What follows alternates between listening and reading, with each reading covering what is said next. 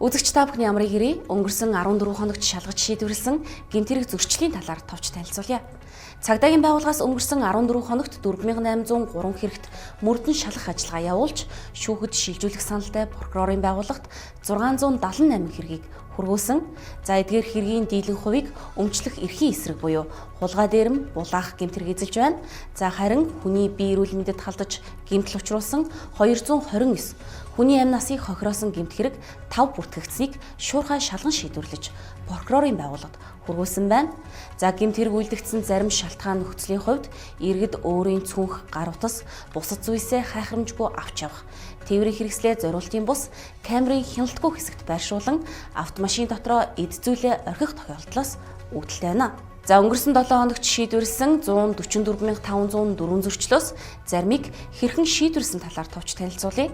Хүүхдийн эрхийг зөрчсөн 125 иргэнд 37,500,000 төгрөгийн торгуулийн шийтгэл оногдуулж, за удаа дараа гэр бүлийн хүчирхийлүүлсэн 398 иргэнийг 7-оос 30 хоног баривчлуулах саналыг хүргүүлж шийдвэрлүүлжээ. Мэдээлэлтэй хамт байсан та бүхэндээ баярлалаа. Амар тайван амьдралын төлөө хамтдаа.